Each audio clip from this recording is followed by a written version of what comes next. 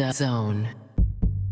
Sorte du 11, Romero, Vetlesen, Jutgla et Skoras. Y entre donc Spillers, Onyedika, Vermaat et Dalby. Deux changements aussi rapidement du côté de Westerlo, on vous les rappelle. On arrive chez Christos Tsolis. Tsolis qui parvient à rentrer dans la surface, le tir est contré. Mais ensuite il se bat bien, le joueur grec, pour récupérer cela. On voit directement quand même que, comme on l'a dit, ça recule un petit peu, il va frapper. Spillers et Bolat. L'erreur. Sinan Bolat. Eh bien, le joueur le plus expérimenté du côté campinois commet l'erreur. Ouais, vous avez vu, vous parlez de la jeunesse non expérimentée de Westerlo, et c'est l'expérience qui commet l'erreur, mais c'est incroyable. C'est vraiment pas dans nos habitudes de voir, ou en tout cas dans les habitudes de Bolat. On l'avait vu hein, que Spillers allait frapper, je vous l'avais dit. Eh bien, Bolat, lui, ne l'avait pas vraiment vu.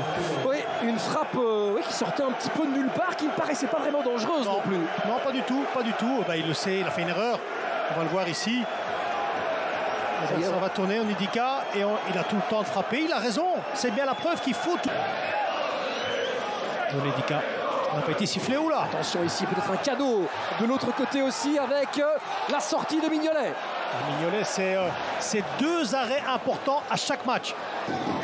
Sayed Manesh qui trouve Frigan. Sayed Manesh encore dans la surface. Oh, bien joué. Oh, c'est bien joué de la part de bien Sayed joué. Manesh. Et cette balle qui ne termine pas au fond. Eh bien, un miracle vient de se produire pour le club de Bruges. On va le voir ici. Hop, on joue en 1-2. L'accélération, là, on n'ose pas toucher parce qu'il y a peut-être pénalty. Si on fait quelque chose, on rentre dans la surface et on sur le poteau. Maxime de Kuyper ensuite qui écarte. Regardez ici, il rentre bien. Hop, le petit crochet. Là, il doit frapper. Il veut essayer de placer un petit.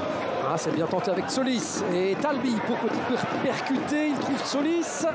La frappe de Tsolis. Oh, et l'arrêt de Bolat. Oui, tout à fait. Là, par contre, c'est un magnifique arrêt. Dans les tribunes ici. Avec sa sécurité, là, je ne sais pas ce qui se passe. Van Aken, est-ce qu'il peut tenter aussi une frappe à son tour? Hans Van Aken, qu'on laisse faire là. Hans Van Aken. Oh là mais là c'est là là. beaucoup trop facile pour Hans Van Aken. Que s'est-il passé dans la défense de Westerlo? C'est 0-2.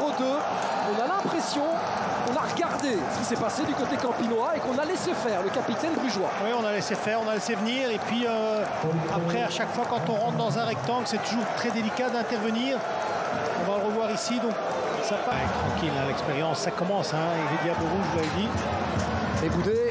Mais Boudé encore, est-ce qu'il peut tirer? C'est sur Simon Mignolet. Onyedika qui glisse là. Onyedika. Et du coup Divine qui peut y aller, il lance Frigan avec peut-être ici une balle pour Arthur Piedfort dans la surface. Et oh, il va l'avoir. Oh là, le pénalty. Oui. Cette passe en retrait d'Onyedika qui était un peu compliquée pour Simon Mignolet. Onyedika, ça fait combien de fois qu'il fait une mauvaise passe, qui glisse ou qui met en danger sa défense et qui peut permettre un carton, voilà, à Mignolet. Mais il y a cette passe ou ce ballon en tout cas en retrait et là Mignolet qui vient accrocher Mattia Frigan. Il rate, il essaie de dégager, il rate. Et voilà, la jambe de Mignolet qui continue. Il y a faute. Revenir dans la partie, mais Mignolet est en forme, hein, je vous le dis. Un but Manon et vous enflammez le stade.